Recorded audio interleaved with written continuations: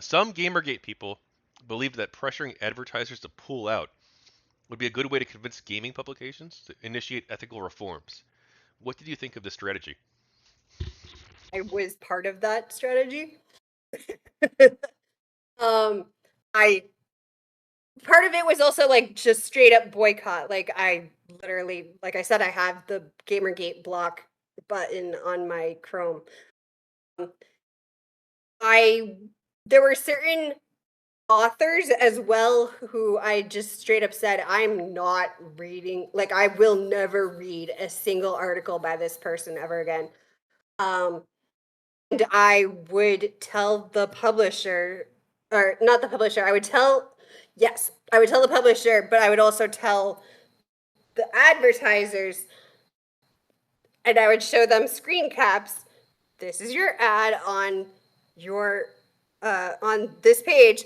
I'm not reading this anymore or ever again. I am switching to XYZ. These are the publications you can find me at. I will no longer be their reader. And what we found was obviously just boycotting alone doesn't do much, but it did create certain pressure on publications because of the amount of like advertisers especially are not used to getting like more than 10 or 20 letters all on the same day, and that actually had a huge effect. So I was very actually proud of that.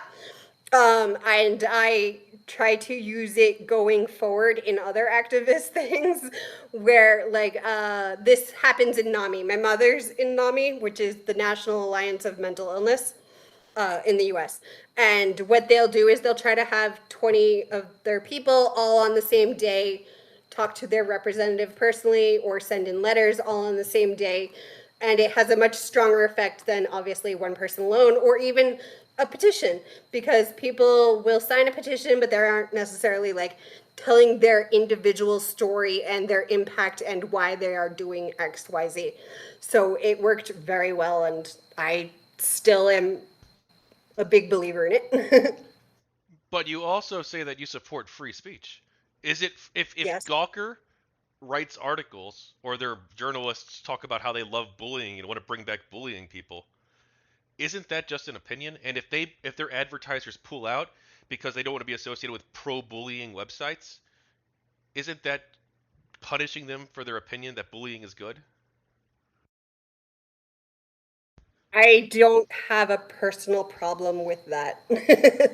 I think if you're expressing on your platform an opinion, right?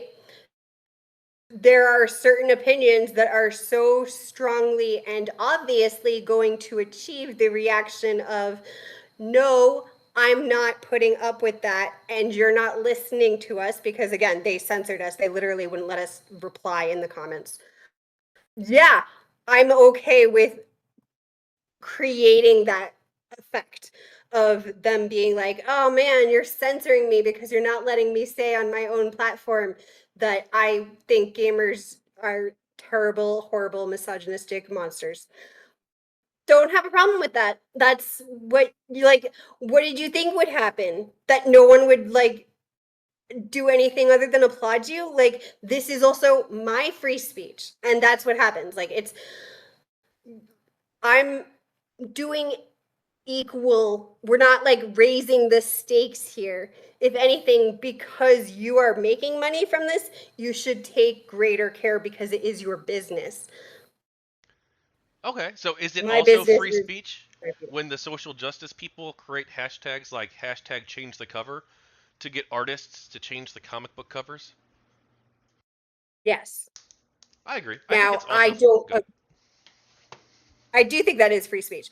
Now I don't agree with it, and I will also argue, are those people the ones who buy comics? And thirdly, like I said on the hash on the change the cover hashtag, like I am a giantly busty woman who loves comics. Like one of my favorite comics is Vampirella. I love Vampirella. I think she's fucking hilarious. And I hated when they gave her like full body suit stuff. I was like, stop it. No. Go back to like the string thong that's like her entire like that's all she wears.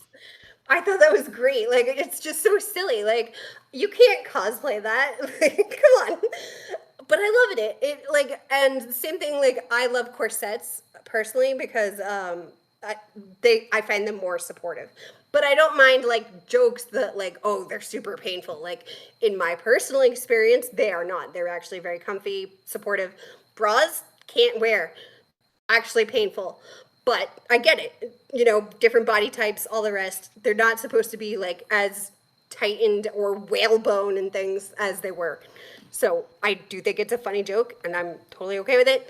But again, like I said, Vampirella, really out there, crazy girls wearing like nothing. Some people say that having these sexy characters and the way and or there's multiple arguments, right, that people make, but like some would say it's the sexy characters themselves, some would say it's how the camera angles are presented. Some people have different arguments depending on what their view is, but some people say that it objectifies women and that's bad. Yeah, I actually was going to do a whole series of videos on male gaze because as a director, I'm very familiar with what that means and various examples of it in media. So, for instance, Michael Bay does a lot of male gaze shots. And it's basically so my personal definition isn't, you know, anything that objectifies women because that's too broad. It's specifically in my personal definition. When the camera is forced in from an unnatural angle you could not achieve without using cameras, and the viewer isn't given the opportunity to look anywhere else other than where a specifically male kind of like looming in on a female's body would be doing. And it's in my, again, personal preference, like I'm bisexual, so I do not have a problem with like, oh my god, sexy bodies of women. Like I'm like, yeah, give it to me. Give me like all the sexy, yes. Equal opportunity, but I don't like that just because it removes choice. I like broader shots where I can see the woman interact also with the background. I don't like the shot of name Megan Fox. Can't be Megan Fox. Is it Megan Fox? I don't know. In one of the Transformer movies, it shows her leaning in from the uh, hood of the car when she's looking at the engine. And there was like a discussion back and forth with Gamergate people, mind you, about whether she was like female empowerment in that angle or if it was male gaze. And I straight up said, no, I'm sorry, I don't mind male gaze that much, except again, I like to have the freedom. But that is actually male gaze. It is not female empowerment. It is not a natural shot. You would never be able to do that. You would never be able to see that kind of angle without looking from cameras. And it's not that empowering. The only reason her arms are up is literally so she can lean in and show off more chest. That's not female empowerment. Sorry. I am all about the female empowerment. My favorite character is Fujiko Mine from Lupin the Third. And she's like a million kinds of slutty, but also like, you know, loves guns and is very strong. I love it, but that's not female empowerment. So I could write, like I said, I was going to do a video series back in 2019. I was working on it, but at the time I actually had to have a lung removed. Before that, I couldn't go 5 minutes without a lot of coughing because I had the lung was dying. So I didn't get it done and I haven't gotten back to it, but this does remind me. I really want to go back to that and do that series on male gaze. Um, I Wait, you still do personally YouTube don't stuff? think, You're going back to doing YouTube stuff, or I hope to. Now that my health is getting better because I'm on meds, I've gotten the surgery, so I no longer have the lung problem. I'm on a new med that takes care of the cystic fibrosis I didn't know I had. My health is better. My living situation is crazy. I told you about like yeah, that's so awful. yeah, so for others, like my house got flooded and there's like mice problems, and we're currently like literally staying somewhere else for a month and we're not sure where we're going to be next month. But Well, And it's So if that all stabilizes, despite it all, despite all of the hardship, you really wanted to do this interview, even though like I was kind of a I did. dick actually to you, was I not? Yes, Very much so, actually. yes. Yeah, which I I was regret. I booked it like a month ago and I was like trying to like tell you I don't know where I'm gonna be, but I'm gonna make sure it has a place I can stream from. Yeah. Because that was the other thing. Like I've missed streaming from like doing the GamerGate stuff too. Like I said, I couldn't do it for years because of the lung, but still Yeah. there. Well, hey, Women sexism. I like sexy women. I find it empowering. I like Vampirella. I understand like 100%. Like, so my brother and I had a like trade off. I asked him to play Cafe Enchante, which is a woman game. Like it's an otome, which means like a dating sim made by women for women. So I asked him to play this game, which is a very girly game, but it's really good. It's well written. It's very well voice acted. He's a voice actor, and in exchange, he asked me to read all the Kobayashi-san's Dragon Maid. I don't know if you're familiar with the series, but no. it's very funny. The one that has the spin-off about the child dragon, I expected a lot worse from. It was very wholesome. I was very surprised. But one of them is like unbelievably sexist and terrible. And I was like, oh my gosh, this is awful. I haven't, like, yeah, I've gone, I'm no longer feminist. I'm egalitarian, but I still have, like, 30 years ish of feminist training. I've read Andre Dworkin. I've read so many feminist books. I'm very in depth on the male gaze and things. I can talk at length about the female gaze too. So I'm not saying there's like no problems with like anything that's sexy isn't inherently sexist. That's something I definitely want to say. However, do I understand? Like, I'll get in arguments a lot, and I always have with feminist friends about where the line is on sexy versus sexism. So, my, the, so, so my brother found this series, specifically the manga spin-offs, because he'd seen the anime and he was like, this is a very tame anime. I think it's fine. I don't understand why people are reacting like this.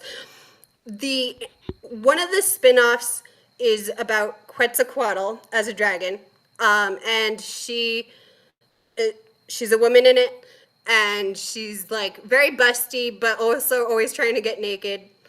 But she's also always trying to get naked, like geared at like a 10-year-old boy, and that's that's too far by my standards. And I think even like it was really funny because he was like friends with a bunch of I'm not sure how much of this I can say, but like a vor community. So they're into like cannibalism, and they got very mad. They were like, no, this character is the worst and she should be canceled, and you're not allowed to like her because they were like, she is very clearly being pedophilic at this child, which, yeah, Well, she was what should like, happen? What do you think should happen to this art? Should it be no, I banned? don't have a problem with Should the it art. be strongly No. discouraged from being made, or what should be the? No, I think there's multiple problems. So one is the cultural. Now, my biggest thing is like whenever somebody says you can't have bare chests, I get very defensive because I'm Native American, and in Native American culture, originally women went bare chested as often as men. It was not considered something you had to cover up. And I had gone into a big a long story explanation on how that came about in Western society. So it does have to do with the Roman Empire. In the Roman Empire, the prostitutes would expose one breast to show that they were selling sex, because you could also then pull it back up if, the legions were around, or you had to pretend you weren't being a prostitute. And the missionaries, the Christian missionaries, took that with them north. And in the northern regions, where you definitely weren't going to be showing off your breasts as much, they more and more had a strong thing about covering up breasts. In Japan, women who were working in the fields would go bare breasted. Women who did the pearl diving would only wear, I forget what it's called in Japanese, but basically like a thong. And they would pearl dive in that, and you would not cover up the breasts. And it was only because of American cultural imperialism, both against the Native Americans and then in Japan, that it became a thing where you had to cover up breasts, and breasts were overly sexualized instead of being like a natural thing that all people have, because men have nipples too. And instead of like even just being like, oh, that woman is breastfeeding, you had men being kind of like, oh, no, I can't look, I can't control myself, breasts, I can't control myself. Like, I still feel that's too much. Like, one, that diminishes men's capacity to be like contained among themselves. Like, men are not so animalistic that they're out of control and unable to handle breasts.